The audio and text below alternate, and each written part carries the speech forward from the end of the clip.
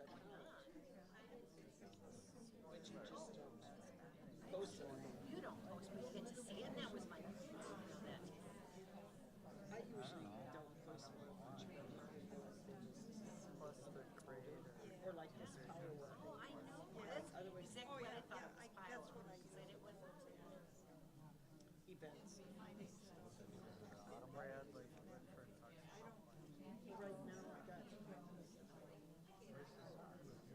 Yeah.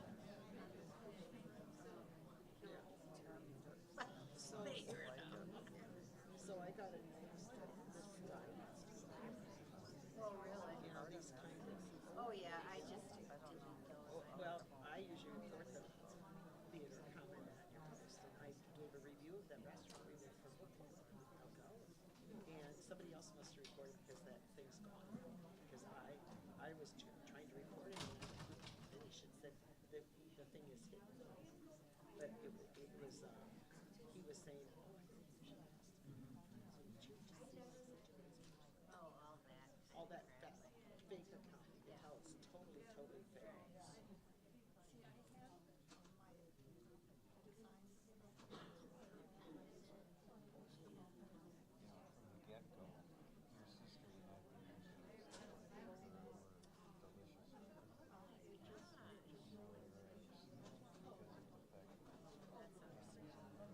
No, when you met them, I do that.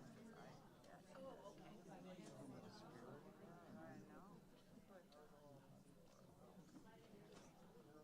you have a side preference? Great. Either way you want to go. Do you two need anything? Do you need anything? I'm good. Are you good? I'm good. All right, awesome. Sounds good. Lucas is here if any tech issues come up. Hello. Yeah. David. We're recording from the camera over there. Great. So if you could always please use the microphone, that's the only way our recording can get the sound. Right, okay. And do we have to push to talk, or is it ready The to green rock? light means it's ready to go. Okay. And then we have a microphone on the stand over there set up for Q&A at the end. Okay. Or if you prefer, you or I could run around with one of the microphones. Okay. Great. Thank you. Yeah, we'll try to point people over to the mic for Q&A. Yeah. Yes.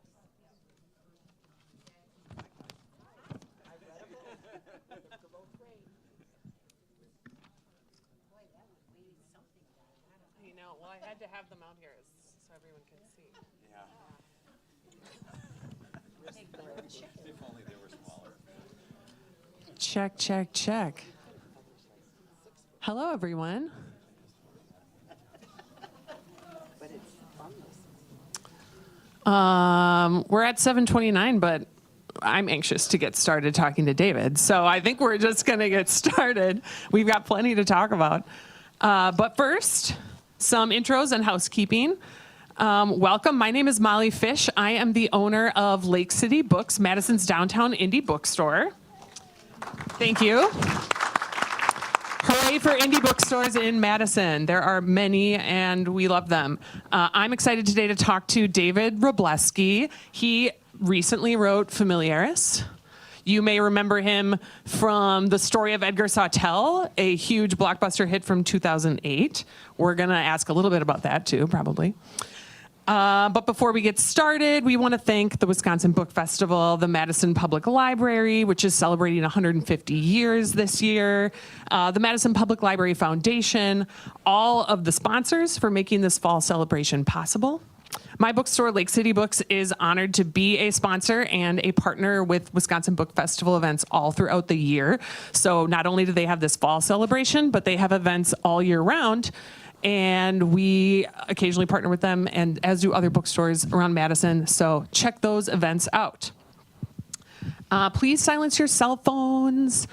And if you can take pictures, however, or video, and then make sure you tag the Wisconsin Book Festival in anything you post about this weekend. They love hearing what you liked. Please fill out your surveys. You'll hear lots of reminders about that. Okay, let's talk about David. David Wroblewski received an MFA in creative writing from the Warren Wilson MFA program for writers and a bachelor's degree in computer science from the UW. Lacrosse. UW La Crosse. He lives in Colorado with the writer Kimberly McClintock and their dogs, which we're going to want to hear about. I mentioned Familiaris, which is his most recent novel. It is a historical novel set in Wisconsin in 6 parts. It's mostly centered around John and Mary Sawtell, who are the grandparents of Edgar Sawtell, the titular title from his first novel. So we got to talk about Edgar Sawtell a little bit, I think, before we can get into Familiaris. It was one of my favorite books of that decade. I talked about it all the time. I was obsessed with almondine. My parents never let me have a dog. And I was like, but look at how good they can be. And I tried to use it as a thesis for why I should have a dog. It didn't work. I got one once I moved away, don't worry. And it was chosen for Oprah's book club. And we want to hear a little bit about the origin story for that book, because I hear that it is quite it was quite an interesting origin story of like all of a sudden, because you were doing engineering, you were in a whole different career, non-writing, and all of a sudden you kind of got struck by lightning with this genius idea. Can you tell us a little bit about that? It makes me uncomfortable to hear it called a genius idea. It was a workable idea when I first had it, which I hadn't had before. First of all, thank you all for coming. I should have said that first. I really appreciate it. I'm just a kid from Pittsville, so I'm a little amazed to be here in any capacity. My career, I like you said, I have a degree in computer science. What I actually did in practice was work in research labs where we would build experimental computer programs to see if it could be done. So I wasn't a production kind of, I wasn't a software engineer. I was more of a researcher. And I was very interested in craft, in the idea of craft. This was in the mid-90s. And I started looking at other disciplines to see how they approached their craft, including writing. And I got interested enough that I started taking short story writing classes. And every short story I started to write got longer and longer and longer, never ended. So it was clear that if I was going to do anything, it was going to be a novel. And I tried a couple of times. Within days, it failed.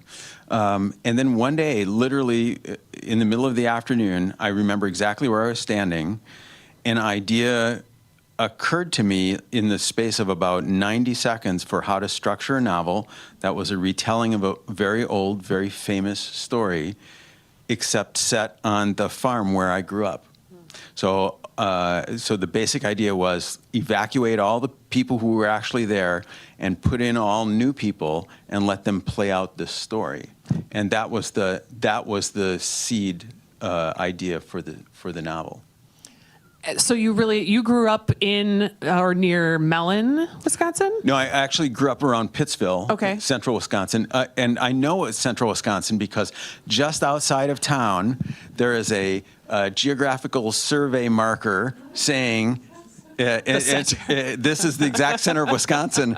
How they would calculate such a thing was a mystery. They would, when we were in grade school, they would put us on the bus and drive us out of town, and we'd all troop along behind somebody's barn, look at this thing, say exactly what you'd say now, which is, huh.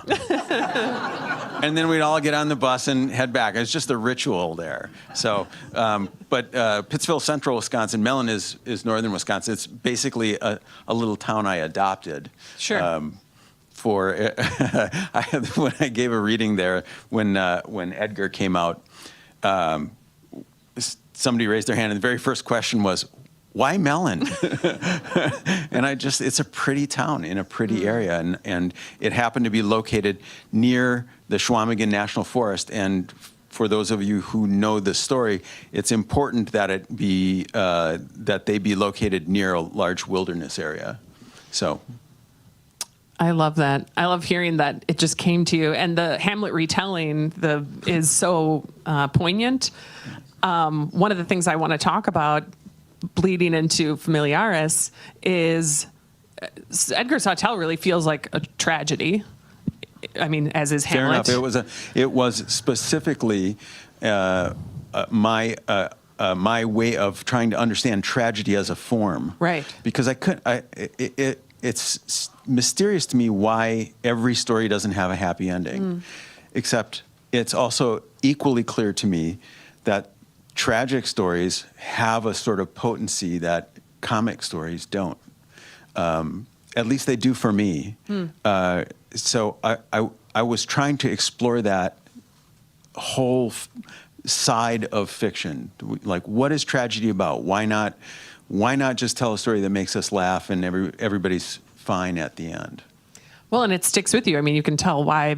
I think you found it of why tragedy is important, and it can say a lot of things. And Familiaris really has more lightness to it. I would say it's more romantic and a little uplifting and philosophical, and it's kind of about finding purpose and. They're almost like a yin and a yang. Yeah. I'm curious how you see them in relation to each other, since they're also published 15 years apart, which we're going to talk about. Thanks a lot for pointing that out. I want to know why I had to wait so long for Familiaris. Me too. I do. They are sort of the light and the dark of the Sawtelle family. They're different generations, so they're entirely different stories, but they end up taking place mostly in the same place. But in Edgar's story, John Sawtelle, the figure of John Sawtelle, Edgar's grandfather, kept appearing in the story in various forms. There are family legends about him, and I would end up writing flashback scenes, and then I would have to cut them, and it just kept happening over and over again. And I finally cut a deal with myself or John, depending how you look at it, and said, if you'll just stay out of this book, you can have a book of your own if you're still interesting when I'm done. And by the time I had finished Edgar, I had built up for myself such a picture of John and who he is that it did seem interesting. So John is introduced in the story of Edgar Sawtelle as being born with an extra share of whimsy. That's right. And that sentence alone was enough to make me want to know what that would mean in practice. So did you already start? I mean, it must have been a whirlwind having a debut novel that was then an Oprah pick and a bestseller. Did you start right away writing the second book now that you had John in your head and you'd made him this promise, or did you kind of take a break for a while? How did the timeline of those 15 years kind of play out? Did you wait a little bit, or was it like gradual over time? The book tour for Edgar went on for about a year and a half. Oh, I bet. And it was really difficult for me to get any serious work done. Because it's always such a novel experience. Toward the end, I started to understand that I could do events like this and not lose my thread of concentration for days afterward. But it takes that's not natural. At least it's not natural for me. So it took a lot of practice before I could do that. So I didn't seriously start on Familiaris until 2010. Oh, sure. Okay. So you took a little time. Yeah. And then did certain parts write faster than others? Did you start back at the beginning, or did you kind of start towards the end where it bleeds into the timeline of Edgar Sawtelle, or how did you go about it? In fits and starts.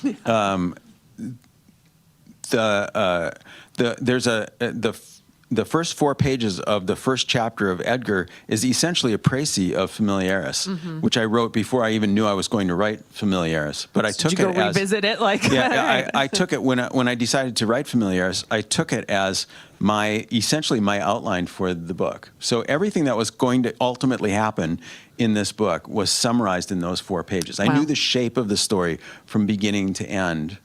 I didn't know any of the details. I didn't know most of the characters. I didn't know. I knew that John and his newlywed wife would be the central characters, and it was going to be a much more lighthearted book, way more freewheeling. Edgar's really clamped down. Edgar is a sort of potboiler, and it's a story in which people are in a sense trapped in a small space, which is good for a suspense kind of story, for a high conflict story. I wanted Familiaris to expand outward quite a bit more, and I really wanted to give John sort of take him off leash, to use a dog metaphor, and just let him do what I think, the things that I think he would do.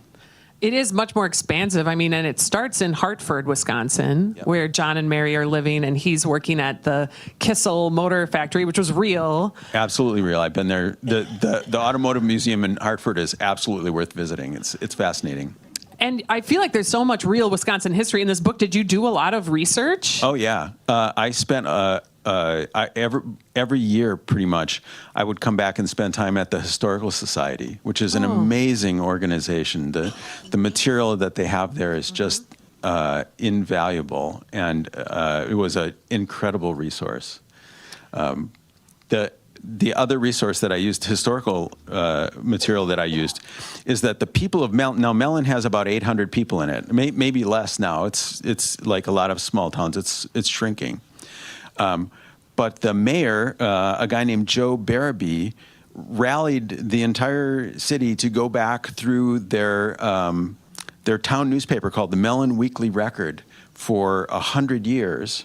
And each month they extracted the highlights of what was published in the paper, and they put together this 2-volume history of Mellon, complete with people's donated photographs that they included, and it's the most amazing historical document I've ever seen. It just chronicles the day-to-day life of a small town. So, there was a great big icicle on somebody's house one day, or, so-and-so's kids came to visit and they had a casserole, or, and, also a lot of lumberjacks were killing each other at the time because, as it turns out, lumberjacks don't have a lot of sophisticated conflict resolution strategies, but they do have axes.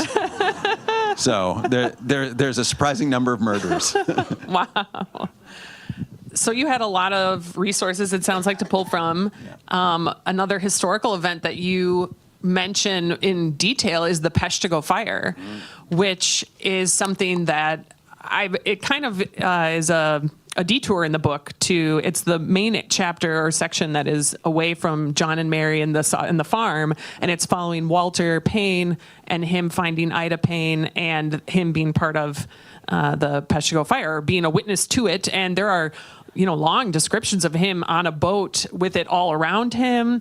I'm curious, why make that detour up to the Peshtigo Fire away from the farm? What do you feel like that brought to the story? Was it just about getting those characters grounded in the time and, in some interesting setting to kind of propel them forward? Or where did that come from? Well, there's this character in the story of Edgar Sawtelle named Ida Payne, and she's sort of, I don't know how you describe her. She's a seer, or she runs a little grocery store in a fictional crossroads town called Popcorn Corners. And by the way, it is a fictional town, but it's on the map. It's one of those fake towns that map makers put on. I believe, I can't confirm this, but I've been to the intersection labeled Popcorn Corners, and there's nothing there, and there never has been anything there.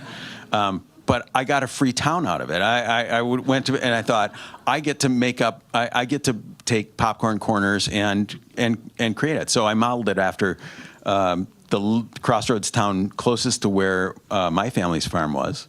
And I made her the proprietor of this place, and she has some certain abilities to predict the future. And I wanted to know her backstory. Yeah. Because I know that she was going to play a huge role in this novel. So I started to tell it, and it turned out to be a much bigger story than I expected. So there are 6 parts to this novel. 5 of them are about John and Mary and their friends, and I think of these 5 as 5 moments in John's life. I wanted to tell his entire life, and it obviously wouldn't work to just be chronological exactly about it, but I thought I could just take 5 moments, and some of the moments last a year, but 5 turning point moments in his life. but Ida's section, which appears as the second part, is the pattern breaker, what I call a pattern breaker. One of the things the fiction is predicated on, the construction of fiction, is certain patterns that you set up. And the simplest pattern we've all heard of is a setup and a payoff. And generally a setup and payoff kind of pattern is something happens, then it happens again. Then the third time it happens, there's a twist and it makes you laugh or it surprises you somehow. And the principle, the sort of design principle behind that is if a pattern is incredibly regular, it becomes boring. So you want a pattern with variation. And so I think of that part two, Ida's part, as the pattern breaker. But it also serves the original function as telling Ida's story. And Ida's origin and everything about Ida has to do with fire. And so it made perfect sense to me that she came from the Peshtigo fire. Or as people who are not from Wisconsin like to say, for some reason, Peshtigo. And I have to just clamp down and not correct them.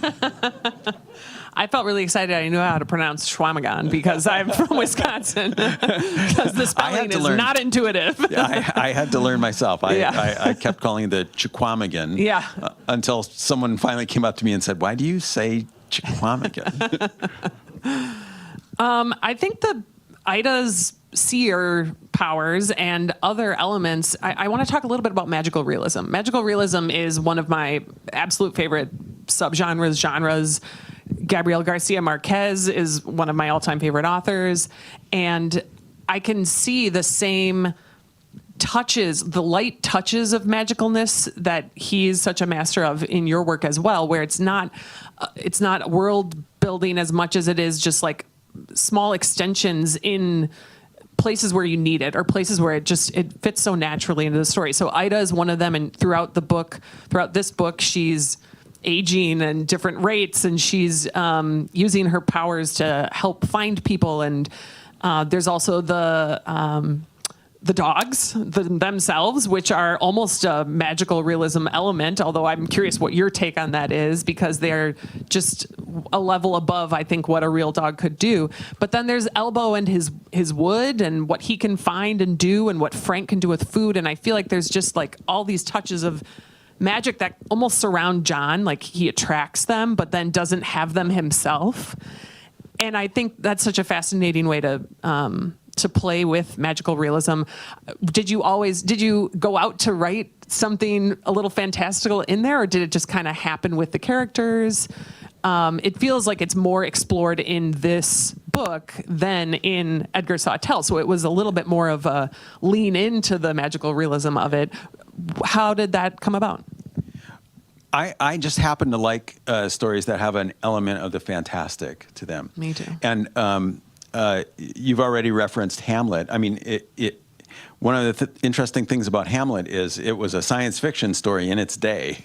The story being that King Hamlet's brother poured this poison into his ear that caused him to die, but left a remnant of him walking the earth, his ghost. Which, in the year 1600 is as close to science fiction as you can get. So it's quite a fantastical story, and that was baked into Edgar, but it also reflects just my what I like to read, the kinds of stories that seem fun to read and by extension to write. So Ida was the other manifestation of that in Edgar's story. And I had a rule, which is if things are too ordinary, bring Ida in to bring in the weird. Because nothing normal happens when Ida's on the scene. Sooner or later, something strange is going to happen. Right. And, I try hard to write with the reader entirely in mind. But the way that I can take care of the reader is to write stuff that I'm enthusiastic about and I think is absolutely fascinating. So that's my very selfish motivation for all that. It's just fun. But if you're not having fun as a writer, you're not going to write stuff that people want to read.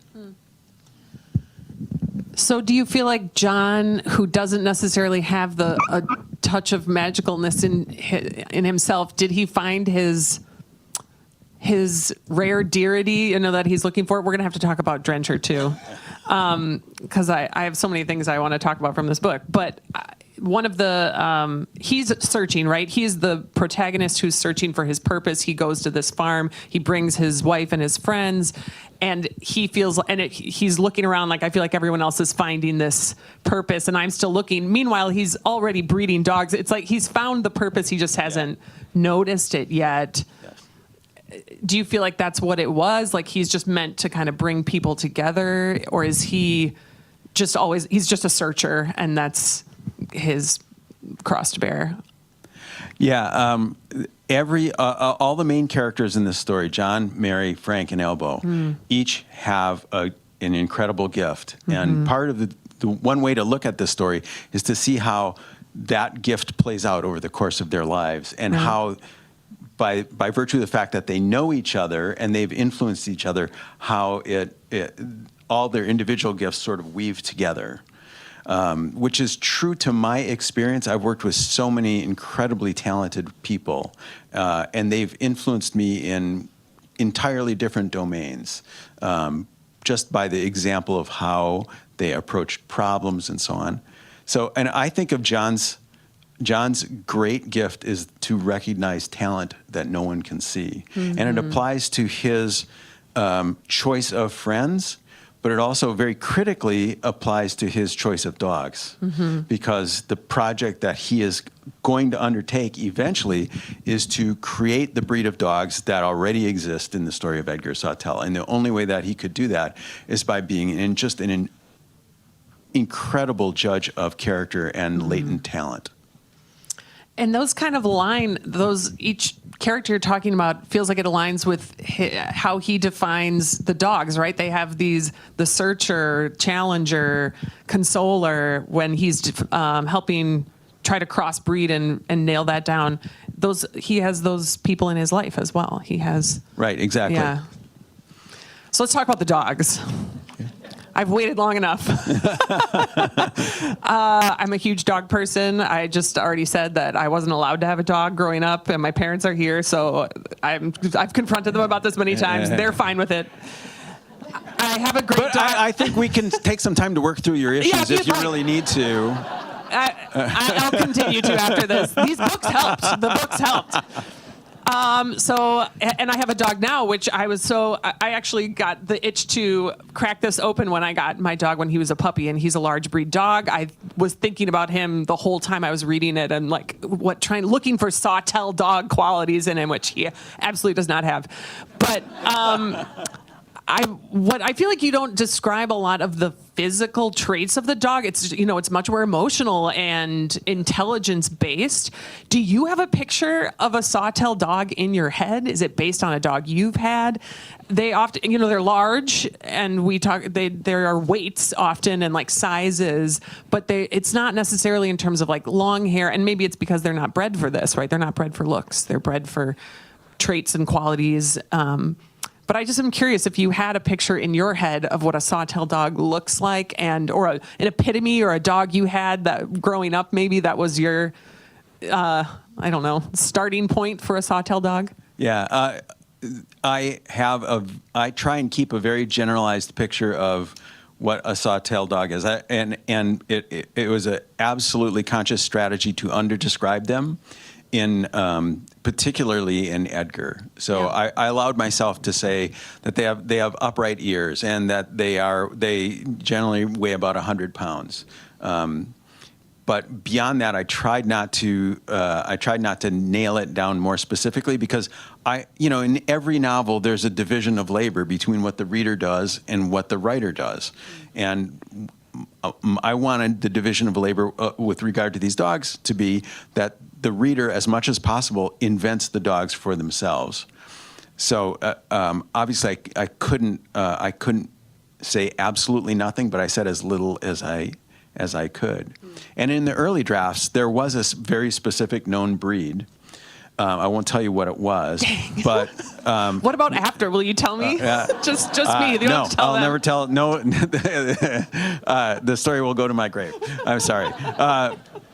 But here's it made a big impression. People would come up and read drafts, and they would say, this was really good. I have these certain ideas about what that breed of dog is like, and I could not figure out how to get around that. And then one day I just kind of said, well, why does it have to be a real breed of dog? And that unlocked a lot of solutions that were in the early drafts of the first half of this book. But I don't even tell people what kind of dogs I own now. That was my next question. They weigh about 100 pounds. All right. All right. And the reason is, and I know this is pure superstition, but I think if I told you, then I would be giving you, you would not be able to help yourself but to say, oh, those are what the dogs are modeled after. But I've lived for long periods of time with 9 different breeds of dogs. Sure. So the qualities that I'm harvesting from all these experiences are not specific to any one breed. What they are specific to are extraordinary moments that I've had with my dogs where they've demonstrated, as everyone has experienced who's had a dog, they've demonstrated things that you really didn't think that they were capable of doing. So do you think of it as a realistic proposal that there could be a John Sawtelle who could find character traits and make a Sawtelle dog out there? Or is there supposed to be that touch of magical unattainableism? Unattainableism is a word that I'm going to use from now on. You're welcome. You're welcome. I'm an unobtainablist. I like that. Yeah. Well, okay, let me answer this a couple of different ways. There, in the early 1900s, in Russia, there was a researcher named Belayev, I think is how you say his name, and he was tasked with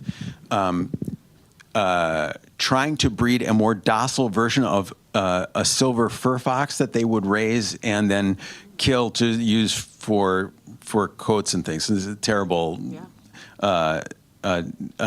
purpose. So, but he went through this very scientific program where he selected for foxes that were less aggressive or less scared of people. And it only took 7 generations for the foxes to start to have curly tails, to have white spots, what's called piebald, to have white spots, to bark, in 7 generations.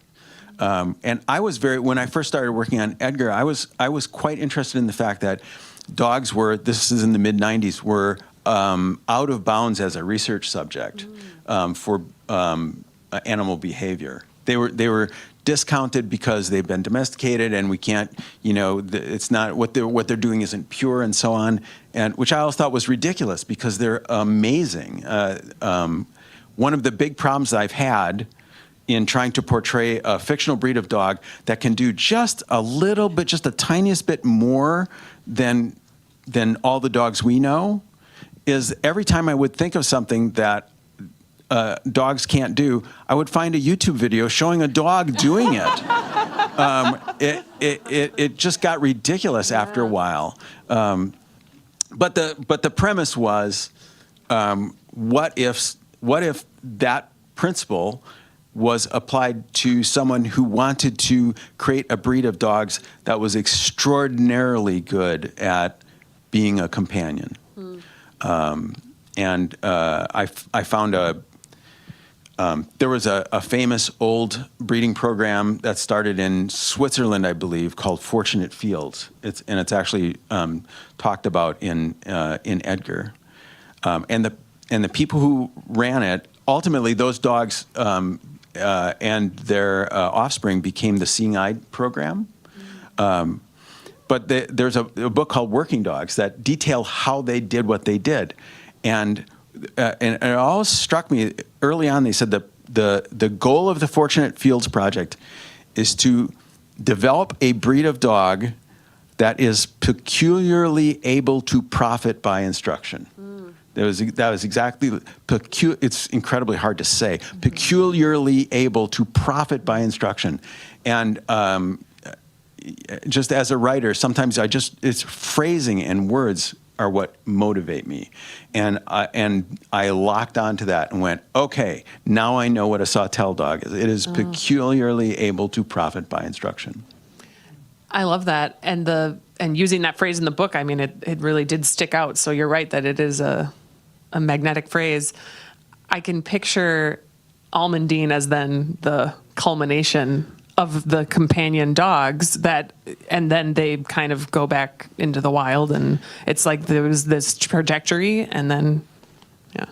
Anyway. Yeah. Almondine is the exemplar of what the sawtell dogs can do, with the exception of S.A. Yeah. I also love in here you included a short fable about the first domesticated dogs, as I imagine you thought of, or is that something you did research on? I was very curious. I'm like, I wonder if this is real. It seems so real, like it could be. Wow, that was dramatic. We'll set the scene. That's the year 500. The spotlight hits. Yeah. Imagine it. Imagine there are no dogs, only wolves. One of the things that I wanted to do in this book, and the title reflects that, is to try and address the whole human scope of our co-evolution with dogs, because it's very clear that we have co-evolved with dogs. We didn't just domesticate them, and we were just the same. So I wanted to imagine, and that scene you're referring to appears in the smack at the center of the novel. It is the moment when John understands what he wants to spend his life doing.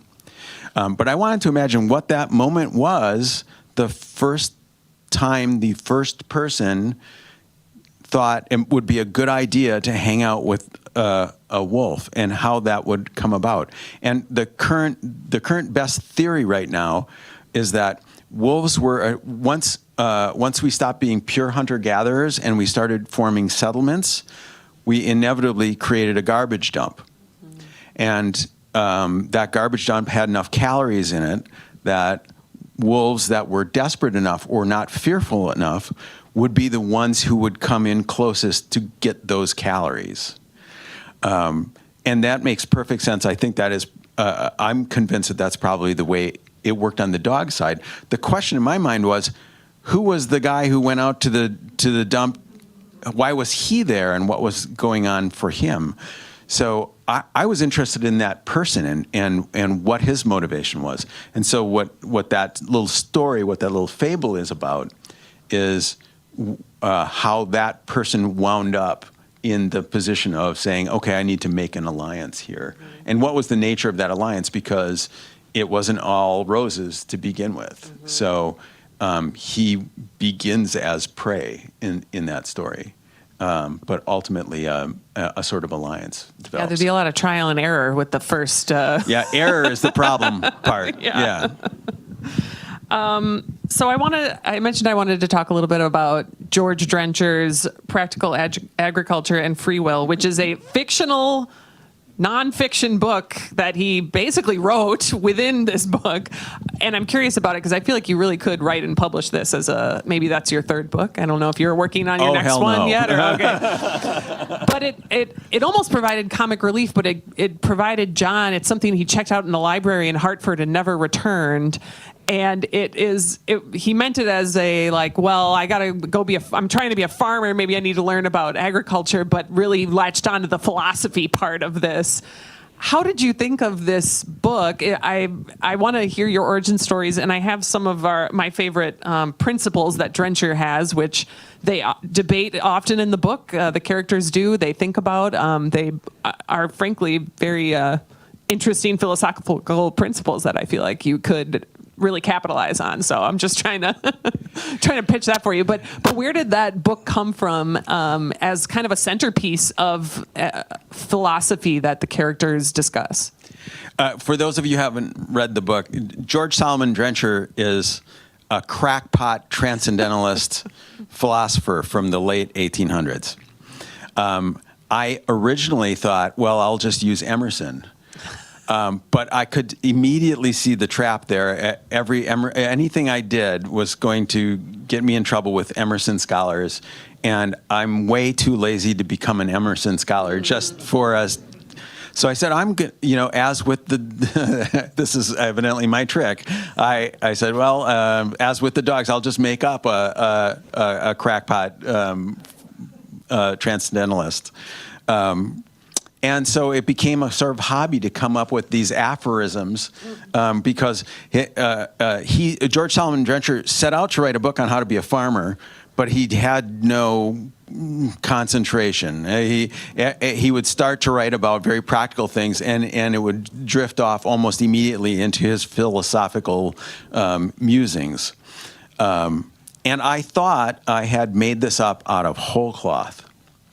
And toward just as I think really when I was in the late final drafts or even copy edit, I was having a discussion with my sister, who is 16 years older than me, and we were talking about Drencher, and she said, well, Mom and Dad, my folks grew up around Milwaukee and moved to central Wisconsin to do the Green Acres thing.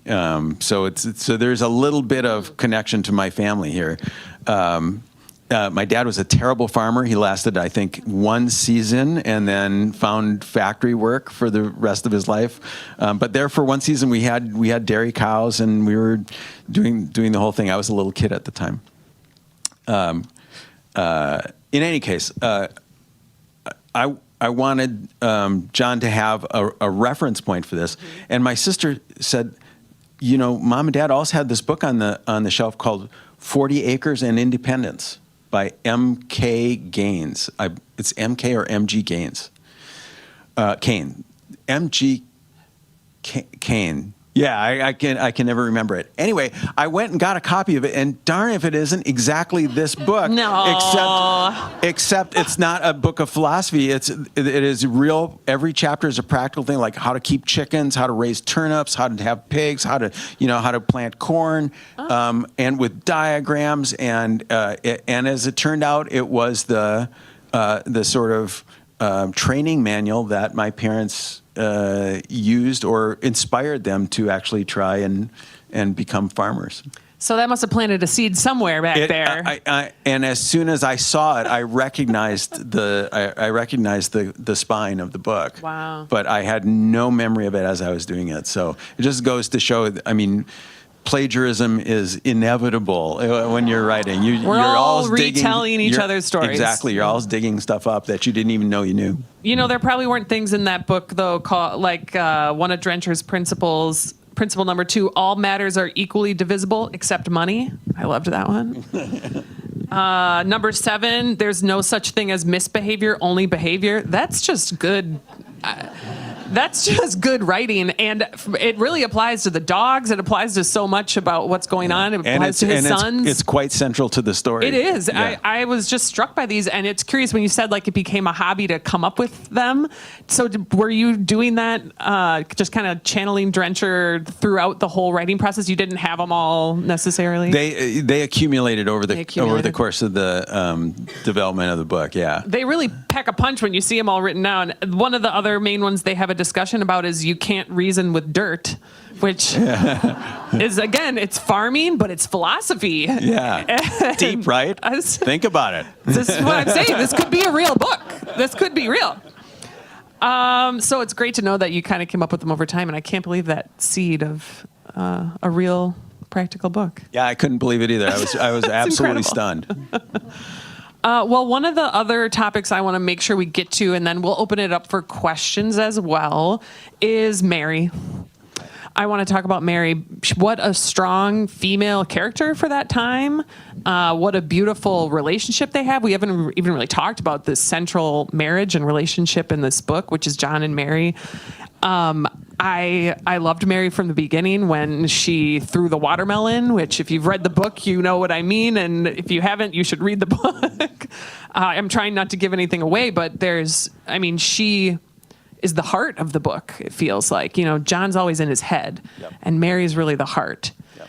And he also respects her opinion so much. I just think their relationship is so interesting. She is the bookkeeper, it seems like, and is keeping track of a lot of, while he's kind of dreaming and in the clouds, she's really the practical person getting things done. And for the time, really defying a lot of the female stereotypes. I'm curious, where did Mary come from? Can you talk more about their relationship? And if you have some sort of secret to a partnership like this, can you share that with us? Because it's so beautiful throughout the whole thing. This whole love story was, I think, something to admire and to strive for. Well, thank you. I do think of this as a love story. It's an adventure story, but if it's one thing, it's a love story between John and Mary. Mary scared the daylights out of me because I knew from the very beginning that if I didn't get her right, the book was worthless. I wanted this book to be in love with Mary as a story, so I relied very heavily on my partner Kimberly McClintock, who would tell me when I got it right and when I got it wrong, and so I trust her completely. We edit each other's stuff. We're very close artistic partners. So if she said Mary would never do that, then Mary didn't do that. But it didn't take long for me to get it mostly right, to tell the truth, because I understood what kind of a partner John needed. John is a dreamer, like you said. In fact, the first thing that happens in this book, in the first sentence, is that John is dreaming. Yeah. And to balance him out, I knew that his partner, who was going to help achieve this, had to be in the world and be able to say, we're going to do this first, and then we're going to do this, and then we're going to do this. Mm-hmm. And so she's an incredibly strong person, because John's an incredibly strong dreamer. Mm-hmm. And what I envisioned for them, it was that that was not I didn't want to tell a story where married people fight. That's an easy out to create conflict. I wanted to envision a relationship where a husband and a wife are partners all through their life, and they're always interested in the way the other person sees it, even if they don't see it that way. So that was the guiding principle. As with so much of fiction, the half-made thing tells you how it should be going forward. I think that's one of the things that's hardest to explain about the writing of a novel, is that the material itself at one point is in control of where it's going to go. And if you, as a writer, come with your preconceived notion about, oh no, at the end, a flying saucer is definitely going to land, and the story says there's no flying saucers in this story, you can force a flying saucer to be in there, but it's not going to be a good story. So at some point, I had written enough of, and Mary's personality is front-loaded in this story. I'd written enough episodes with her and showing exactly what she's capable of, even as a very young woman, that I trusted the story to sort of lead forward. That really worked, and I loved that it handed off almost between all of the characters, but leading with Mary and those strong episodes, I think, set such a wonderful tone for her and for their marriage, because she could then sit back and you still knew what she was thinking. Yeah. My hope is that when a person finishes reading this story, one of the thoughts that they have is none of these people would have been the person that they were without all the other people having been in their life. And in always in a positive way, even if on the surface it seems like they were in conflict. Yeah. Yeah, the successes that all of these characters really come to I mean, there's so much success and growth in all of them, from those first chapters of them all moving up and almost having this like experimental commune. And it was beautiful to see. It really was. And when I think of it compared to Edgar Sawtelle then, I was reading, I was feeling so uplifted, especially thinking about purpose, which is something I love to think about. I think about the concept of ikigai, the Japanese concept of finding purpose, where it's like a Venn diagram of what you love, what you're good at, what you can make money at, and what the world needs. And it felt like that's exactly what these characters were kind of honing in on, was the center of ikigai. And I love stuff like that. And then when I think about it as the precursor to Edgar Sawtelle, this tragedy, it almost becomes kind of tinged with darkness, in a beautiful way, in a complex way, because nothing is good or evil, right? And there are precursors in this book to Edgar Sawtelle, like Claude and Gar. They're the brotherly conflict that starts here, and there are some darker chapters in the later parts of this book where the brothers are young men and veterans, or they're dealing with their own struggles and they're battling things. And so I'm trying not to give too much away for those of you who haven't read it. Again, you should read it. But I guess I wanted to know, in closing, how you think of these books in relation to each other. We talked about a little bit as like a yin and yang. Do you see them as a duology? Do you see this as a prequel? Would you recommend reading them in order that they were written, or in chronological order? How do you see them as their creator? I see them as interlocking novels, and it doesn't matter which one you read first. And in a way, it had to work that way because one of them did come out first. Yeah. So if that made it impossible to read Familiaris, then Familiaris wasn't a practical book. But in practice, I just saw these as the story of two different generations. They do slightly overlap, and there are common elements.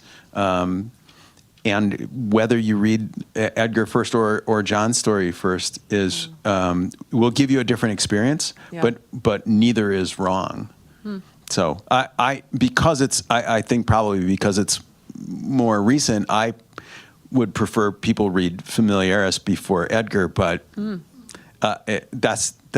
there's no basis in necessity for that. That's just me wanting to sell a lot of books. You should certainly buy both, is what you should do. Well, thank you so much, David. We're going to open it up for questions, but first, let's just give David a hand for this wonderful conversation. And I just have to say, and also to Molly for asking incredibly great questions. Not that her parents are here and she wanted me to say that, but it's just true. I had to make sure that he was really complimentary to me in front of my parents. Thank you. So we have a microphone right over here that you can hop up to ask questions to. If you're on this side, I could bring you my microphone as well. Who has a question? Or comment? Or favorite dog? Yeah. I can give an easy icebreaker question.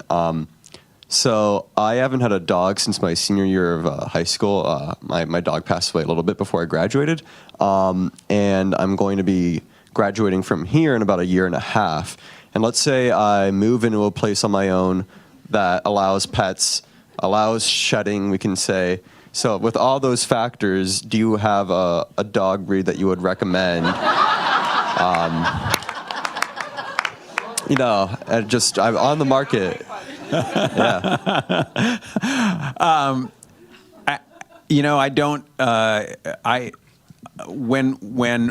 I have looked for a new dog, I do breed research, a lot of breed research. We worked with our dog Pi. We worked with the breeder before Pi was conceived. So I actually think that the important thing to do is to do breed research. Or if you're adopting from a shelter, which is a fantastic thing to do. I have not done it because I always want to raise a pup from 8 weeks old if I can. That's just exciting to me. But if you decide to adopt from a shelter, then just spend as much time with the dog as you can. I don't think there's any right answer to that. And it really depends on your lifestyle and how much time you have.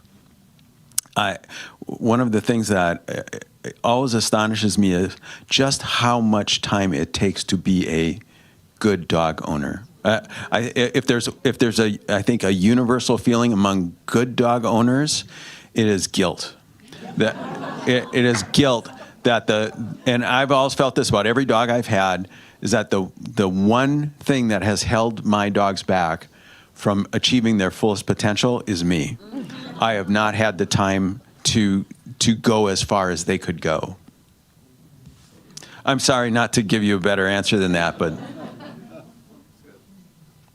Other questions? I lined up. Oh, with the great. mic. Thank you. Is it on? Oh, okay, good. So when I was reading Edgar, I felt some of this magical realism, but I hadn't read any reviews that had focused on it, and I thought maybe I was wrong. And I know that sounds kind of crazy, but it's like I'm reading it and I'm thinking this just seems a little bit beyond reality, separate from Ida Payne, who's I actually was like, is she real? And so I guess what I'm asking is, when you wrote the first one, not chronologically, but when you wrote Edgar, and you said you are interested in kind of the fantastical, but you reined it in just enough that it's not clear how magical or versus, and I'm guessing this was purposeful, but how did you kind of walk that line in developing it? Well, first of all, thank you for reading it and talking about your experience. The way I thought of what was happening to Edgar in this story is the line. This is not a spoiler, although it might sound like a spoiler. The line between life and death becomes thinner and thinner. The boundary becomes thinner and thinner as the book goes on. So as the book goes on, more and more fantastical things happen to him. It's in the beginning, it's entirely realistic. At the end, it is highly impressionistic. So that was my strategy. But again, every novel is an experiment. You're trying to. It has never been written before. You don't know what you're doing. As you're going through, you're sort of feeling your way along, and you have to go back and do many, many drafts because you don't even know what the book's about until you get to the end, and then you look back on it and you say, oh, all that stuff was irrelevant over here, and there's a big thing that's missing over here, and so on.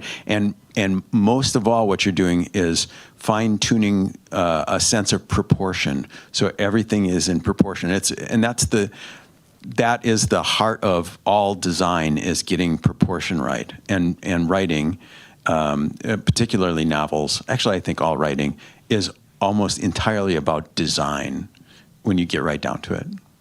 Did that answer your question?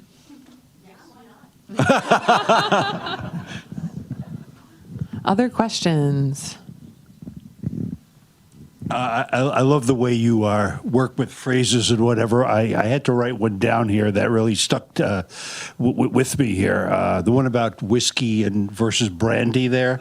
You say a whiskey tasted like something squeezed out of an oak plank, like methylated gasoline, while brandy was composed of equal parts sunlight and lava. Did you have to do a lot of research on that to figure that out? Or, yeah, you do what you need to do, really. Actually, I hate the taste of whiskey. I know so many people say, have some whiskey, and I'll just, it really does taste awful to me. So that didn't take a lot of research at all. Well, we are the number one consumers of brandy here in Wisconsin. Oh, is that right? I did not know that. Compared to the 50 states, we consume more per capita than any other state in the entire country. I did not know. Yeah. Yeah. Sometimes literally and sometimes figuratively. Yeah, that's right. Other questions? Have we stunned you into submission? Yeah. Longtime AP English literature teacher. So we first met in Appleton during the Fox Cities Book Festival many years ago. Yeah, okay, yes. After Edgar Sawtelle came out, and I loved the parallel to Hamlet. That was very accessible to my AP Lit students. Lifelong not lover of dogs. But if I could have ordered a Sawtelle dog, I would have in a heartbeat after reading the story of Edgar Sawtelle. So no problem reading Familiaris and completely enjoying all that you've done there. And you haven't aged in all of those years. I'll pay you later.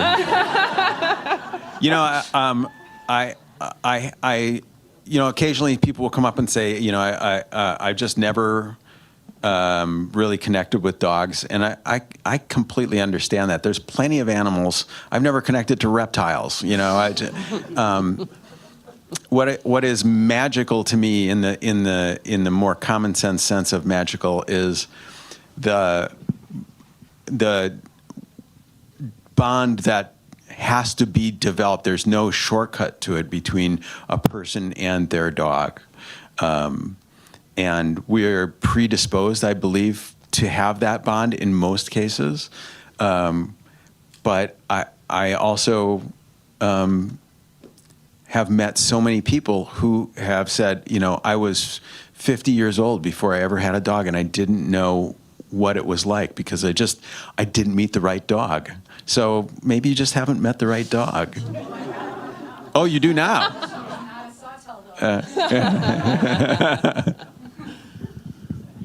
Any other questions?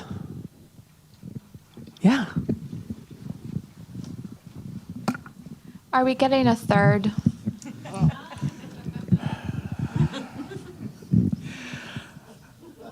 Was there another question you wanted to ask me? I'm not sure how much I should say at this point. There are more stories that could be written. I'm right now working on a book that's very different. It's not even a novel. It's a kind of essay about an activity that I've done all my life and am enthusiastic about. It's not as ominous as it sounds. I realize as I'm saying that out loud that I probably should have phrased that differently. But the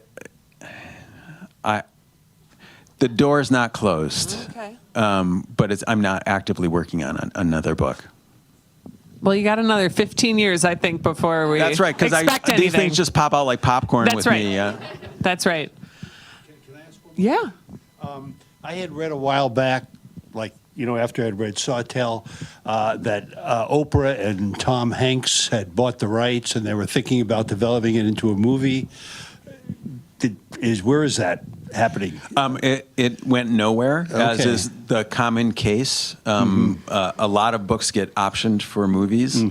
And when a book gets optioned for a movie, what that really is some party has put their thumb on it and said, nobody else can make a movie out of this. Because otherwise, and it makes sense, because otherwise they could generate a lot of machinery and start working on scripts, and then somebody could sort of snatch the book rights out from under them. So the first step is you rent rights to the novel. And they tried, Universal, Tom Hanks, Oprah's production company, and Universal sort of went in together, and a number of scripts got written. None of them were very good. And so I'm happy that it didn't get made. I don't particularly pin my hopes on either of these books being made into anything else, because I view my job as is to write a book. If it's a good novel, it can't be made into a film. It should feel like you can't make it into a film. Otherwise, I have not fully invested in this form. There's been very little interest in Familiaris, ironically to me, because Familiaris would lend itself to like a series kind of development. I think each part could be a season. But yeah, do you know anybody there? Let's talk, because everything I said was a lie. I really want them to do that. No, it would make me equally happy if it was done well, or if readers read it and say, please don't ever do that. I think of a book like To Kill a Mockingbird, which has a fantastic film adaptation, as you all know. But still is nowhere near the experience of reading the actual book.